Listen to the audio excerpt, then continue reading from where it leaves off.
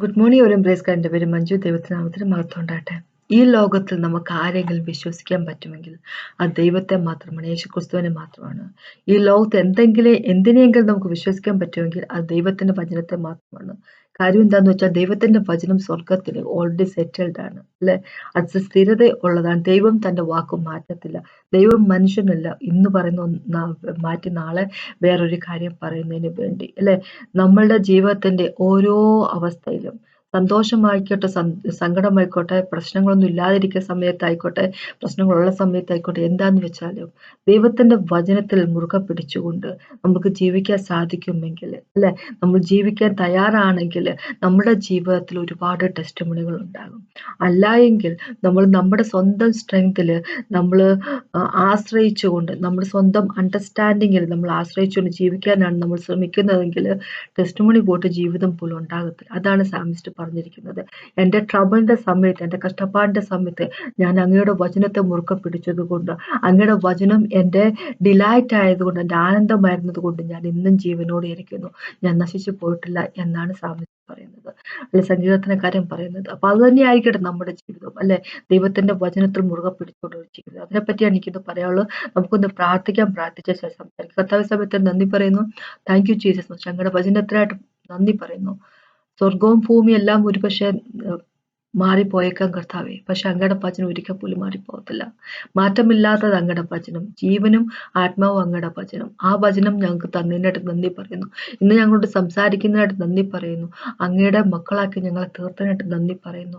ഒരു ഡിഗ്രി ഗ്ലോറിയിൽ നിന്ന് അടുത്ത ഡിഗ്രി ഗ്ലോറിയിലേക്ക് ഞങ്ങൾ ഓരോ ദിവസം വെച്ച് ഞങ്ങൾ മാറിക്കൊണ്ടിരിക്കുക, അങ്ങ് ചെയ്യുന്ന അങ്ങയുടെ വചനം മൂലവും വചനം വഴിയും. Thank you so much master. Praise and worship master. ഇന്ന് സംസാരിക്കണം യേശുവേ, ഞങ്ങളോട് ഇന്ന് സംസാരിക്കണം കർത്താവേ. Thank you Jesus master God. Praise and worship master. യേശുവിന്റെ നാമത്തിൽ ആമേൻ. നമുക്ക് സങ്കീർത്തനത്തിലേക്ക് പോകാം. സങ്കീർത്തനത്തിന്റെ 119 സങ്കീർത്തനത്തിന്റെ 89 തൊട്ട് 96 വരെയുള്ള വാക്കുകൾ. 119 സങ്കീർത്തനത്തിന്റെ 89 വാക്ക് തൊട്ട് 96 വാക്ക് വരെ ഈ സങ്കീർത്തനം എഴുതിയത് ആരും നമുക്ക് അറിഞ്ഞൂടാ. പക്ഷെ മിക്കവാറും തന്നെ നമുക്കത് വായിക്കുമ്പോൾ തന്നെ അറിയാം, മിക്കവാറും തന്നെ ഇത് ഡേവിഡിന്റെ സങ്കീർത്തനമാകാനാണ് ചാൻസ്, അല്ലെ? ഇനി ഇങ്ങനെ പറഞ്ഞിരിക്കുന്നത്, യഹോവേ നിന്റെ വചനം സ്വർഗത്തിൽ എന്നേക്ക് സ്ഥിരമായിരിക്കുന്നു. ദൈവത്തിന്റെ വചനം സ്ഥിരതയുള്ളതാണ്. ദൈവത്തിന്റെ വചനം സ്വർഗത്തിൽ സെറ്റിൽഡ് ആണ്. ദൈവം തന്റെ വചനത്തെ തന്റെ പേരിനേക്കാളും വലുതാക്കിയിരിക്കുകയാണ് ചെയ്തത്. യഥാർത്ഥത്തിലുള്ള വചനം എന്ന് പറഞ്ഞ യേശു ക്രിസ്തുവാണ്, അല്ലെ? അപ്പോ മനുഷ്യരുടെ വചനം പോലെയല്ല, മനുഷ്യരുടെ വാക്ക് പോലെയല്ല. ഇന്ന് പറയുന്നത് നാളെ പറയത്തില്ല, നാളെ പറയുന്ന നാളെ കഴിഞ്ഞ് പറയത്തില്ല, ഇപ്പൊ പറയുന്ന 2 മിനിറ്റ് കഴിയുമ്പോൾ പറയത്തില്ല. വായി തോന്നുന്ന എല്ലാം പറയുന്നവരാണ് മനുഷ്യര്, അല്ലെ? അങ്ങനെയുള്ളവനല്ല ദൈവം. ദൈവത്തിന്റെ വചനം എന്നേക്കും ഉള്ളതാണ്. മനുഷ്യരുടെ വചനം നമുക്ക് തോന്നുന്ന പോലെയാണ് നമ്മൾ സംസാരിക്കുന്നത്, പക്ഷെ ദൈവത്തിന്റെ വചനം അങ്ങനെയല്ല. എന്നേക്കുള്ളതാണ്, സ്വർഗത്തിൽ എന്നേക്കും സ്ഥിരതപ്പെട്ടിരിക്കുന്നതാണ്, സെറ്റിൽഡ് ആയിരിക്കുന്ന കാര്യമാണ്. വിശ്വസിക്കാൻ പറ്റുന്ന എന്തെങ്കിലും ഉണ്ട്, ദൈവത്തിന്റെ വചനം മാത്രമേ ഉള്ളൂ, അല്ലെ? ദൈവത്തിന്റെ വചനം എന്താണ് നമ്മളെ പറ്റി പറയുന്നത്, അതിന് മാത്രമേ ഉള്ളൂ കാര്യമുള്ളൂ. അത് മാത്രമേ സത്യമായിട്ടുള്ളതുള്ളൂ, അല്ലെ? ദൈവത്തിന്റെ വചനത്തെ പറയുന്നതിന്റെ എക്സാക്ട് ഓപ്പോസിറ്റ് ആയിട്ടാണ് മിക്കവാറും 99% കാര്യങ്ങൾ ലോകത്തിൽ നമ്മൾ കാണുന്നത്, അല്ലെ? ലോകത്തിന്റെ ഗതിയും ദൈവത്തിന്റെ വചനത്തിന്റെ ഗതിയും ഒന്ന് തന്നെയല്ല, അല്ലെ? ഇനി 90 വാക്കോട്ട്, നിന്റെ വിശ്വസ്ത തലമുറയോളം ഇരിക്കുന്നു, നീ ഭൂമിയെ സ്ഥാപിച്ചു, അത് നിലനിൽക്കുന്നു, അവ ഇന്നുവരെ നിന്റെ നിയമപ്രകാരം നിലനിൽക്കുന്നു, സർവ്വ സൃഷ്ടിയും നിന്റെ ദാസന്മാരല്ലോ അല്ലയോ. ദൈവത്തിന്റെ വിശ്വസ്തത നമുക്കെല്ലാവർക്കും അറിയാം. ഇന്നും നമ്മൾ ജീവനോടെ ഇരിക്കുന്നതിന്റെ കാര്യം ദൈവത്തിന്റെ വിശ്വസ്തത ഒന്ന് മാത്രം. നമ്മുടെ മിടുക്കല്ല, നമ്മുടെ കഴിവ് കൊണ്ടൊന്നുമല്ല. നമ്മൾ എത്രയോ പ്രാവശ്യം യേശുക്രിസ്തുവിനെ തള്ളി പറഞ്ഞിട്ടുണ്ട്, അല്ലെ? നമ്മള് എത്രയോ പാവങ്ങൾ പിന്നെ നമ്മൾ ചെയ്തു കൂട്ടുന്നുണ്ട്. ദൈവം തന്റെ വചനം വഴി ഒരു കാര്യം ചെയ്യാൻ പറയുമ്പോൾ നമ്മളിൽ എത്രയോ പേര് വേറെ എന്തൊക്കെയോ കാര്യങ്ങൾ ചെയ്തിട്ടുണ്ട്. പക്ഷെ എന്നിട്ടും ആ ഒരു വിശ്വസ്തത ദൈവത്തിനുണ്ടായിട്ട്, അല്ലെ, ഉള്ളത് കൊണ്ട്, അല്ലെ, നമ്മളെ സ്നേഹിക്കും എന്നൊരു തീരുമാനം യേശുക്രിസ്തു എടുത്തത് കൊണ്ട് നമ്മൾ ഇന്നും ജീവനോടെ ഇരിക്കുന്നു, അല്ലെ? കാലങ്ങളോളം, തലമുറയോളം ദൈവത്തിന്റെ വിശ്വസ്തത, അല്ലെ, അത് എന്നേക്കും ഉള്ളതാണ്, അല്ലെ? ലോകത്തിലെ സകല സാധനത്തെയും സകല കാര്യങ്ങളും സൃഷ്ടിച്ചിരിക്കുന്ന അവൻ തന്റെ വചനം കൊണ്ടാണ്, അല്ലെ? തന്റെ വചനം കൊണ്ട് അവൻ പറഞ്ഞിരിക്കുന്നു, എന്താ പറയുക, ഇത് ഇങ്ങനെ തന്നെ ആയിരിക്കണം, അതുകൊണ്ട് തന്നെയാണ് ഇങ്ങനെ തന്നെ ആയിരിക്കുന്നത്. വിതയ്ക്കാനുള്ള കാലവും, അല്ലെ, കൊയ്യാനുള്ള കാലത്തെ പറ്റി എല്ലാം തീരുമാനമെടുത്തിരിക്കുന്നു അല്ലെ. രാവിലെ സൂര്യനും വേണമെന്നും പകൽ സൂര്യൻ അസ്തമിക്കണമെന്നും അതൊക്കെ ദൈവത്തിന്റെ തീരുമാനങ്ങളാണ് അല്ലെ. സമുദ്രത്തിന് ഒരു അതിർവരമ്പ് നിശ്ചയിച്ചവരാണ് യേശുക്രിസ്തു അല്ലെ.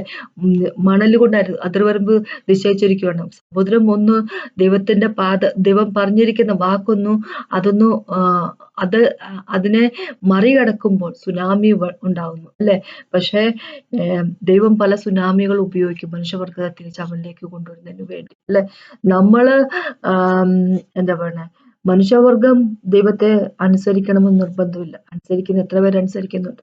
നമ്മള് വിശ്വാസികളിൽ എത്ര പേര് ദൈവത്തെ അനുസരിക്കുന്നുണ്ട്? ലോകത്തുള്ളവരുടെ കാര്യം പിന്നെ പറയുകയും വേണ്ട. പക്ഷെ തന്റെ സൃഷ്ടി അല്ലെ, ദൈവത്തിന്റെ സൃഷ്ടി ദൈവത്തെ അനുസരിക്കുന്നു. എല്ലാം അവന്റെ ദാസന്മാരാണെന്ന് പറഞ്ഞ് സകലരും ദൈവത്തിന്റെ ദാസന്മാരാണെന്ന് പറഞ്ഞ് നമുക്കറിയാം. പിശാചിനെ വരെ ദൈവം ഉപയോഗിച്ചുകൊണ്ടിരിക്കും. പിശാചിനെ കൂടെ കൊണ്ട് ദൈവം ഓരോ കാര്യങ്ങൾ ചെയ്യിപ്പിച്ചുകൊണ്ടിരിക്കും അല്ലെ. ഇനി 92ാമത്തെ വാക്ക് ഇങ്ങനെ പറഞ്ഞിരിക്കുന്നു. 92 തൊട്ട് 96 വരെ ഇങ്ങനെ പറഞ്ഞിരിക്കുന്നു. നിന്റെ ന്യായപ്രമാണം എന്റെ പ്രമോദം ആയിരുന്നില്ലെങ്കിൽ ഞാൻ എന്റെ കഷ്ടതയിൽ നശിച്ചു പോകുമായിരുന്നു. ഞാനൊരു നാളും നിന്റെ പ്രമാണത്തെ മറക്കില്ല. അവയെ കൊണ്ടല്ലോ നീ എന്നെ ജീവിപ്പിച്ചിരിക്കുക. ഞാൻ നിനക്കുള്ളതത്രേ, എന്നെ രക്ഷിക്കണമേ. ഞാൻ നിന്റെ പ്രമാണത്തെ അന്വേഷിക്കും. ദുഷ്ടന്മാർ എന്നെ നശിപ്പിക്കാൻ പതിയിരിക്കും. ഞാനോ നിന്റെ സാക്ഷ്യത്തെ ചിന്തിച്ചുകൊള്ളും. സകല സമ്പൂർണതയും ഞാൻ അവസാനം കണ്ടിരിക്കുന്നു. നിന്റെ കൽപ്പനയ്ക്കോ അന്ത്യം വിസ്തീർണമായിരിക്കുന്നു. അത്യന്തം വിസ്തീർണം നിന്റെ കൽപ്പനയോ അത്യന്തം വിസ്തീർണമായിരിക്കുന്നു. അപ്പൊ ഇവിടെ ഇങ്ങനെ പറഞ്ഞിരിക്കുന്നത്, സാമിസ്റ്റ് ആദ്യം തന്നെ പറയുവാണ്, ദൈവത്തെ വാഴ്ത്തിക്കൊണ്ട് പറയുക, ദൈവമേ അങ്ങയുടെ വചന സ്വർഗത്തിൽ സെറ്റിൽഡ് ആയിട്ടുള്ളതാണ്.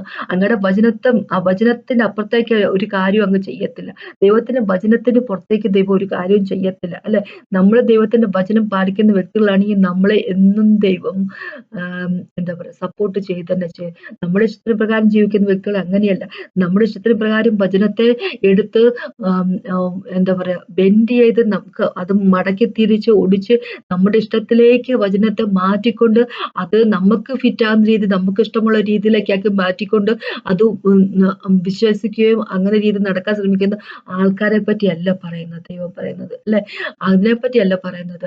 വചനം ഹോളി സ്പിരിറ്റ് ഗോഡ് വഴി പഠിക്കുകയും അത് ജീവിതത്തിൽ പ്രാവർത്തികമാക്കുകയും ചെയ്യുന്ന ആൾക്കാരെ പറ്റി പറയുന്നത്. അങ്ങനെയുള്ള ഒരു കൂട്ടത്തില് ദൈവം ഉണ്ടാവും, ദൈവത്തിന്റെ സപ്പോർട്ട് എന്നും ഉണ്ടായിരിക്കും. അപ്പൊ അങ്ങയുടെ വചനം ഓൾറെഡി ഹെവനിൽ സെറ്റിൽഡ് ആണ് അല്ലെ.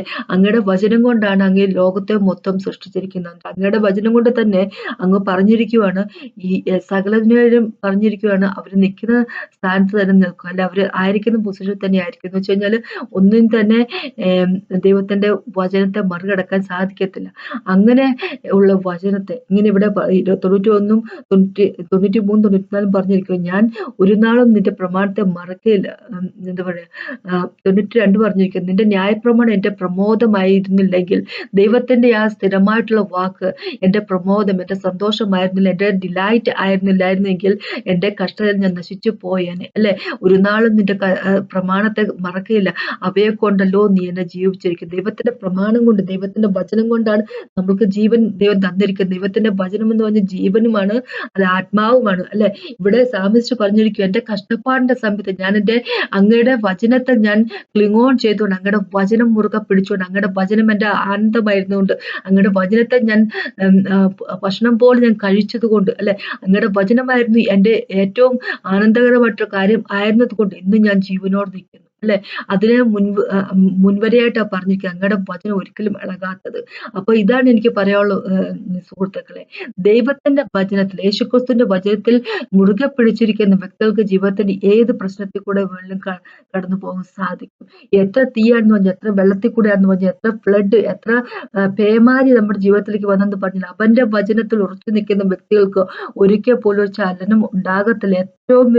എത്ര വലിയ പ്രശ്നത്തിൽ കൂടെയാണെന്ന് പറഞ്ഞാലും അതിൽ കൂടി എല്ലാം നമ്മൾക്ക് എന്താ പറയാ, കടന്നു പോകാനും നമ്മൾ സെറ്റിൽ ആകുക തന്നെ ചെയ്യുക തന്നെ ചെയ്യും. ദൈവത്തിന്റെ വചനത്തിലാണെങ്കിൽ, ദൈവത്തിന്റെ വചനത്തിൽ മുറുകെ പിടിക്കുന്ന വ്യക്തികൾക്ക് അവരുടെ ജീവിതത്തിൽ എന്നും ടെസ്റ്റിമണി ഉണ്ട്, അവരുടെ ജീവിതത്തിൽ എന്നും ദൈവത്തിന്റെ കരുതലുണ്ട് അല്ലെ. ഇങ്ങനെ ഈ 96ാമത്തെ വാക്ക് പറയാ, സകല സമ്പൂർത്തിക്കും ഞാൻ അവസാനം കണ്ടിരിക്കുന്നു. നിന്റെ കൽപ്പനയോ അത്യന്തം വിസ്തീർണമായിരിക്കുന്നുവല്ലോ. ഈ ലോകത്തുള്ള സകലതിന്റെയും സമ്പൂർണ്ണത ഞാൻ കണ്ടിരിക്കുന്നു അല്ലെ. അതിനെല്ലാത്തിനും ഒരു അവസാനം അവസാനമുണ്ടെന്ന് ഞാൻ മനസ്സിലാക്കുന്നത്. മനുഷ്യരുടെ പ്രവൃത്തികൾക്കൊരു അവസാനമുണ്ടെന്ന് മനസ്സിലാക്കിയിരിക്കുന്നു. അവരുടെ സമ്പൂർണ്ണതയ്ക്ക് ഒരു അവസാനമുണ്ടെന്ന് മനസ്സിലാക്കിയിരിക്കുന്നു. അവരുടെ ബ്യൂട്ടിക്ക് ഒരു പെർഫെക്ഷന് എല്ലാത്തിനും ഒരു അവസാനമുണ്ടെന്ന് മനസ്സിലാക്കുന്നു. പക്ഷെ ദൈവമേ, അങ്ങയുടെ വചനം അങ്ങനെയല്ല. അതിനൊരിക്കൽ പോലും എൻഡില്ലാതെ അത് വളരെയധികം വിസ്താരമായിട്ടുള്ളതാണ് അല്ലെ. ദൈവത്തിന്റെ വചനത്തിന്റെ ആഴങ്ങളിലേക്ക് നമുക്ക് ഇറങ്ങിച്ചെല്ലാൻ സാധിക്കണം ഹോളി സ്പിരിറ്റ് ഗോഡ് വഴി അല്ലെ. ദൈവത്തിന്റെ വചനം നമുക്കറിയാം. ലോഗോസ് ആണ് നമ്മുടെ കയ്യിലുള്ളത്. റിട്ടൺ ഫോമിൽ ദൈവം തന്നിരിക്കുന്ന വചനമാണ് ലോഗോസ്, അതാണ് ബൈബിള്. ആ ലോഗോസിൽ നിന്ന് അല്ലെ ദൈവം റേമയാക്കി മാറ്റി തരുമ്പോൾ, റേമ എന്ന് പറഞ്ഞാൽ ദൈവം സംസാരിക്കുന്ന വാക്ക് അല്ലെ. ദൈവത്തിന്റെ വചനത്തിൽ നിന്ന് നമുക്കറിയാലോ, പല പ്രാവശ്യം നമുക്ക് എല്ലാവർക്കും അനുഭവമുള്ള ദൈവത്തിന്റെ വചനം വായിക്കുന്ന സമയത്ത് ഹോളി സ്പിരിറ്റ് ഗോഡ് അതിന്റെ ഓരോ പോർഷൻസ് നമുക്കായിട്ട് നമ്മുടേതാക്കി മാറ്റിത്തരും അല്ലെ. അങ്ങനെ മാറ്റിത്തരുന്നത്, അതിന് പറയുന്ന പേരാണ് റേമ വേർഡ് എന്ന് പറയുന്നത് അല്ലെ. ആ റേമ വേർഡ് നമുക്കായിട്ട് തീരുമ്പോൾ, നമ്മുടേതായിട്ട് തീരുമ്പോൾ അതിന് ജീവനുണ്ട്, അതിന് ആത്മാവാണ് അല്ലെ. അതില് നമ്മൾ മുറുകെ പിടിക്കുവാണെങ്കിൽ ഏത് പ്രശ്നത്തിലും നടുക്കൂടെ നമ്മളെ കടത്തിവിടാനുള്ള കഴിവ് ദൈവത്തിന്റെ വചനത്തുണ്ട്. ദൈവത്തിന്റെ വചനത്തിൽ ഒരാളെ എന്താ പറയുന്നത്, ജീവനിലേക്ക് തിരിച്ചു കൊണ്ടുവരാനുള്ള കഴിവുണ്ട്. ദൈവത്തിന്റെ വചനത്തിൽ ഒരാളെ മുറിപ്പെടുത്താനും അല്ലെ, ദൈവത്തിന്റെ വചനത്തിൽ ഒരാളെ എന്താ പറയുന്നത്, അവരെ കുറ്റങ്ങളെ മനസ്സിലാക്കാനും അവർക്ക് എന്താ പറയാ റിപ്പന്റ് ചെയ്യാനും ഉള്ള അല്ലെ, മാനസാന്തരപ്പെടാനുമുള്ള അവസരം ഉണ്ടാക്കാനും എല്ലാം ഉള്ള കഴിവ് ദൈവത്തിന്റെ വചനത്തിനുണ്ട്. ദൈവത്തിന്റെ വചനം ജീവനുള്ളതാണ്. ഓരോ വ്യക്തിക്കും എന്താണ് ആവശ്യം എന്നതനുസരിച്ച് ഹോളി സ്പിരിറ്റ് ഗോഡ് ദൈവത്തിന്റെ വചനം ഉപയോഗിച്ച് നമ്മളോട് സംസാരിക്കുന്നു അല്ലെ. ദൈവത്തിന്റെ വചനം നമ്മുടെ കയ്യിലെ ആയുധമാണ്. നമുക്കറിയാം എഫേസ്യർക്കെഴുതിയ ലേഖനത്തിന്റെ എന്താ പറയുക 6ാമത്തെ ചാപ്റ്ററിലേക്ക് പോകുമ്പോൾ നമുക്ക് ആകപ്പാട് തന്നിരിക്കുന്ന എന്താ പറയുക ഇതുണ്ടല്ലോ, ദൈവത്തിന്റെ ആയുധവർഗങ്ങൾ, ദൈവത്തിന്റെ കവചങ്ങള്, അവത്തില് ആകപ്പാട് നമുക്ക് തന്നിരിക്കുന്ന ഒറ്റ ആയുധം മാത്രമുള്ളൂ, വചനം. ദൈവത്തിന്റെ വചനമാണ്. അപ്പൊ ഒരു കാര്യം മനസ്സിലാക്കുക, ദൈവത്തിന്റെ വചനം നമുക്ക് ആയുധമായിട്ട് ഉപയോഗിക്കുമ്പോൾ ഒരു പ്രശ്നം എന്താണെന്ന് വെച്ചാൽ, പ്രശ്നം എന്ന് പറയാൻ പറ്റത്തില്ല, ഉപയോഗിക്കുന്ന വെറുതെ വാക്ക് ഇങ്ങനെ കോട്ട് ചെയ്ത് പറഞ്ഞിട്ട് കാര്യമില്ല. ആ വചനം നമ്മുടെ ഉള്ളിലേക്ക് എത്രമാത്രം ഇറങ്ങിയിട്ടുണ്ട്, അതിനെപ്പറ്റി എത്രമാത്രം അറിവ് നമുക്കുണ്ട്, എത്രമാത്രം വെളിപ്പാടുകൾ റെവലേഷൻസ് നമുക്കുണ്ട്, അതനുസരിച്ചായിരിക്കും നമ്മൾ ആ വചനം എന്താ പറയുക അത് എടുത്ത് പ്രയോഗിക്കുന്നത്. സെയ്റ്റൻ യേശുക്രിസ്തുവിന്റെ അടുത്ത് എന്നത് വചനമായിട്ട് ചെന്നിരിക്കുന്നു. പക്ഷെ യേശുവിനറിയാം യേശു തന്നെ വചനമാണല്ലോ അല്ലെ. അപ്പോ സെയ്റ്റൻ നമ്മുടെ അടുത്ത് വചനമായിട്ട് വരും. പക്ഷേ സെയ്റ്റൻ നമ്മളുള്ള ഒരു ഡിഫറൻസ് എന്താന്ന് വെച്ച് കഴിഞ്ഞാല്, ഹോളി സ്പിരിറ്റ് ഗോഡ് നമ്മളോട് തന്റെ വചനത്തിൽ നിന്ന് ഉള്ള കാര്യങ്ങളൊക്കെ എന്താ പറയുക റെവലേഷൻ ആയിട്ട്, വെളിപാടുകളായിട്ട് നമുക്ക് തന്നുകൊണ്ടിരിക്കുന്നു. സെയ്റ്റനെ സംബന്ധിച്ചിടത്തോളം ആ പരിപാടി ഇല്ല. സെയ്റ്റനോട് ദൈവം വചനത്തിന്റെ പൊരുളുകൾ തിരിച്ചു കൊടുക്കുന്നില്ല അല്ലെ.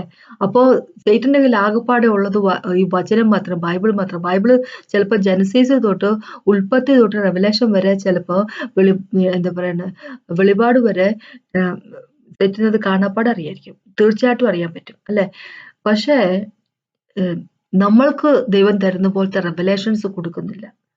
അപ്പോ ദൈവത്തിന്റെ റെവലേഷൻസ് നമ്മൾ കിട്ടുന്ന ആൾക്കാരായിരിക്കണം, കിട്ടിയിരിക്കുന്ന ആൾക്കാരായിരിക്കണം. ദൈവത്തിന്റെ വചനം ആണ്, ദൈവത്തിന്റെ വചനം വഴിയാണ്. നമുക്കറിയാം 2 പത്രോസിന്റെ 1ാമത്തെ ചാപ്റ്ററിന്റെ 3ഉം 4ഉം ഒക്കെ വാക്കുകൾ ഇങ്ങനെ പഠിച്ചിരിക്കുന്നത്. ദൈവത്തിന്റെ വചനം എന്ന് പറഞ്ഞാല് അതൊരു കീയാണ് നമുക്ക് അല്ലെ. ദൈവത്തിന്റെ ദൈവികതയിലേക്ക് അല്ലെ, ഗോഡ്ലിനെസ്സിലേക്കുള്ള കീയാണ്. ഗോഡ്ലിനെസ് ആയിട്ടുള്ള ഒരു ജീവിതം അല്ലെ, ദൈവികമായിട്ടുള്ള ജീവിതം ജീവിക്കുന്നുണ്ടുള്ള ഒരു കീയാണ് അല്ലെ. ഒരു കീ എന്നല്ല, അത് കീയാണ്. ദൈവത്തിനോട് പറ്റിയുള്ള അറിവ് അനുസരിച്ചാണ് നമുക്ക് നമ്മുടെ ജീവിതത്തിൽ മാറ്റങ്ങൾ വന്നുകൊണ്ടിരിക്കുന്നത്. ദൈവത്തിന്റെ വചനം പറഞ്ഞാൽ വെപ്പണാണ് അല്ലെ. സകല തരത്തിലുള്ള പ്രശ്നങ്ങൾക്കുള്ള പരിഹാരം ദൈവത്തിന്റെ വചനമാണ്. അപ്പൊ നമ്മള് ദൈവത്തിന്റെ വചനം കൂടുതലുള്ള വ്യക്തികളായിരിക്കുക, ദൈവത്തിന്റെ വചനത്തെ മുറുകെ പിടിക്കുന്ന വ്യക്തികളായിരിക്കുക. എത്ര വലിയ പേമാരി വന്നെന്ന് വിചാരിച്ചു, എന്തൊക്കെ പ്രശ്നങ്ങളുണ്ടാന്ന് വിചാരിച്ചു. ദൈവത്തിന്റെ വചനത്തിൽ ഉറച്ചു നിൽക്കാൻ നമുക്ക് സാധിക്കുമെങ്കിൽ, ദൈവത്തിന്റെ വാക്കിൽ നമുക്ക് വിശ്വസിച്ച് നമുക്ക് നിൽക്കാൻ സാധിക്കുമെങ്കിൽ, നമ്മള് ദൈവത്തിന്റെ വലിയൊരു വീര്യപ്രവൃത്തി നമ്മുടെ ജീവിതത്തിൽ കാണുക തന്നെ ചെയ്യും. അല്ലെ? നമ്മളുടെ ജീവിതത്തിൽ ടെസ്റ്റിമണികൾ ഇഷ്ടംപോലെ ഉണ്ടാവുകയും ചെയ്യും. പക്ഷെ അതല്ലാതെ നമ്മൾക്ക് ദൈവത്തിന്റെ വചനത്തിൽ കുറച്ചു കാലം വിശ്വാസം, പിന്നെ വിശ്വാസമില്ല, അങ്ങനെയൊക്കെ ആണെങ്കിൽ, അല്ല ചിലർക്ക് ഒട്ടും തന്നെ വിശ്വാസമില്ല, അങ്ങനെയൊക്കെ ആണെങ്കിൽ എന്താ പറ്റുന്ന വെച്ച് കഴിഞ്ഞാൽ നമുക്കൊരു ടെസ്റ്റിമണി ഉണ്ടാകും. നമ്മുടെ ജീവിതത്തിനൊരു കരകയറ്റം ഉണ്ടാകത്തില്ല. അല്ലെ? നമ്മള് ഓരോ ജീവിതത്തിൽ നമുക്കുണ്ടാകുമ്പോ ആ പ്രശ്നത്തിന് പറ്റുന്ന തരത്തിലുള്ള വാക്കുകള് ദൈവത്തിന്റെ വചനത്തിൽ നിന്ന് എടുത്തുകൊണ്ട് അത് മനസ്സിലാക്കിക്കൊണ്ട് അത് പ്രാർത്ഥിക്കുന്ന വ്യക്തികളായിരിക്കും. ഉദാഹരണമായിട്ട് പറയുവാണ്, ആരോഗ്യ പ്രശ്നങ്ങള് അതിനായിട്ടുള്ള ആവശ്യമുള്ള ഒരുപാട് വാക്കുകളുണ്ടല്ലോ, അല്ലെ, ബൈബിളില്.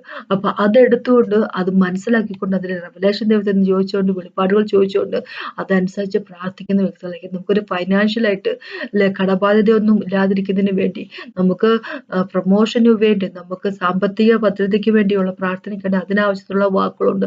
വീട് കിട്ടുന്നതിന് ആവശ്യമായിട്ടുള്ള വാക്കുകളുണ്ട്. അങ്ങനെ ഓരോത്തിനായിട്ട്, കുഞ്ഞുങ്ങളുടെ ജീവിതത്തിനായിട്ടുള്ള വാക്കുകളുണ്ട്, എല്ലാം ഉണ്ട്. അതെടുത്തിട്ട്, അല്ലെ, നമ്മളത് മനസ്സിലാക്കിക്കൊണ്ട് ഉറച്ച വിശ്വാസത്തോട് പ്രാർത്ഥിക്കുന്ന വ്യക്തികളായിരിക്കും. അപ്പൊ എന്ത് വലിയ പ്രശ്നത്തിന് നടക്കുകയാന്ന് പറഞ്ഞാലും അതിൽ നിന്നെല്ലാം നമുക്ക് ഈസി ആയിട്ട് പുറത്തു വരാൻ സാധിക്കും. അല്ലെ?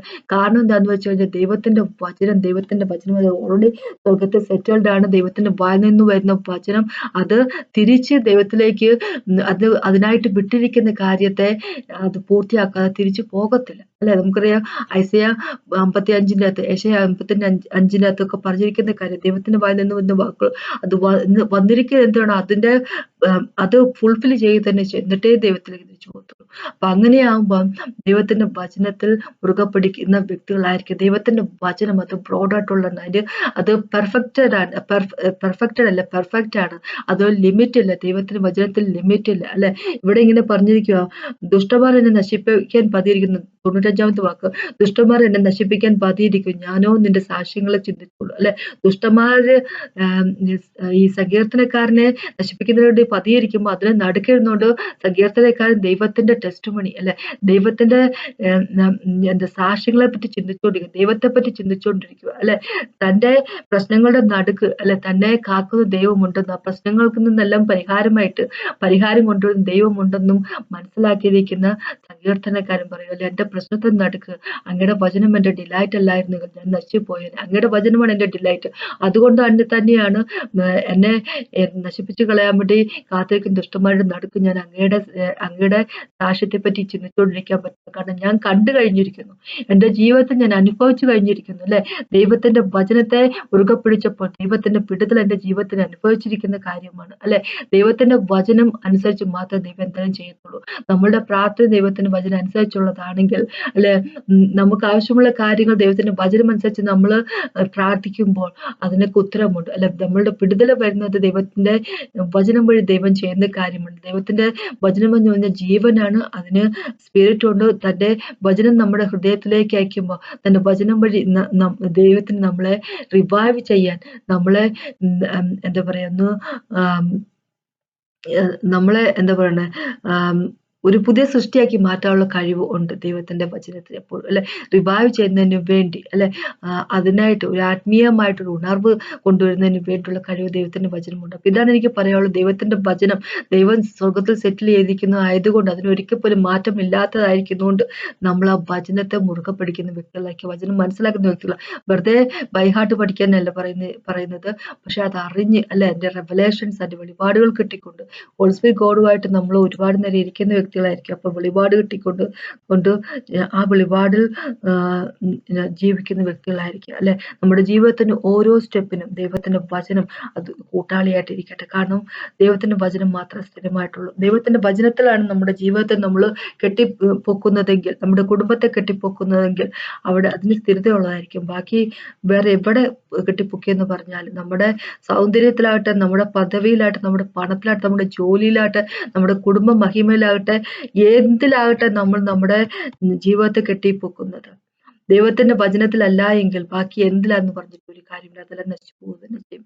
കാരണം ലോകത്തിന്റെ പെർഫെക്ഷൻ അല്ല ഇങ്ങനെയല്ലേ പറഞ്ഞിരിക്കുന്നത്. 96-ാമത്തെ വാക്കിൽ ഇങ്ങനെയല്ലേ പറഞ്ഞിരിക്കുന്നത്. ലോകത്തിന്റെ പെർഫെക്ഷൻ അതൊരു ലിമിറ്റുണ്ട്. ലോകത്തിന്റെ കാര്യങ്ങൾക്ക് ലിമിറ്റുണ്ട്. അല്ല എന്നും ആൾക്കാർ കൂടെ നിൽക്കണമെന്ന് നിർബന്ധമില്ല. ഇന്ന് കൂടെയുള്ള ആൾക്കാർ നാളെ കൂടെ ഉണ്ടാകും എന്ന് യാതൊരുവിധ നിർബന്ധമില്ല. പക്ഷെ ദൈവവും തന്റെ വചനവും എന്നും കൂടെ ഉണ്ടായിരിക്കും. അപ്പൊ അതിനെ പറ്റിയാണ് എനിക്ക് പറയാനുള്ളത്. നമ്മുടെ ഉള്ളിന്റെ ഉള്ളിൽ നിറച്ചും ദൈവത്തിന്റെ വചനമായിരിക്കട്ടെ. ദൈവത്തിന്റെ വചനം അനുസരിച്ചുള്ള ജീവിതമായിരിക്കട്ടെ. നമുക്ക് നമ്മുടെ കൂട്ടാളി ആയിരിക്കട്ടെ ദൈവത്തിന്റെ വചനം. അപ്പൊ നമുക്കൊന്ന് പ്രാർത്ഥിച്ചു നിർത്താൻ സമയത്തിന് നന്ദി പറയുന്നു. Thank you Jesus master. Praise and worship you master. അങ്ങയുടെ വചനത്തോട് നന്ദി പറയുന്നു. അങ്ങോട് സംസാരിക്കാൻ നന്ദി പറയുന്നു കർത്താവെ. ഞങ്ങളുടെ കൂട്ടാളിയായിട്ട് എന്നും അങ്ങയുടെ വചനത്തെ തന്നിരിക്കാൻ നന്ദി പറയുന്നു. ആകാശവും ഭൂമിയും ഒരുപക്ഷെ മാറിപ്പോയേക്കും, പക്ഷെ അങ്ങയുടെ വചനം അതെന്ന് സ്ഥിരമായിട്ടുള്ളത് കർത്താവ്. Thank you Jesus master. Praise and worship you master God. Thank you Lord God Almighty. കർത്താവെ, അങ്ങയുടെ വചനം വായിക്കുള്ള കൃപ എനിക്കും എന്നെ കേട്ടുകൊണ്ടിരിക്കുന്ന വ്യക്തികൾക്കും തന്നെ അപേക്ഷിക്കുന്നു. യേശുവിൻ നാമത്തിൽ ആമേൻ. ഇന്ന് കേട്ടതിന് നന്ദി പിതാവേ, യേശുവിൻ നാമത്തിൽ ആമേൻ. ഇന്ന് കേട്ടതിന് നന്ദി ദൈവത്തിന് മാത്രം.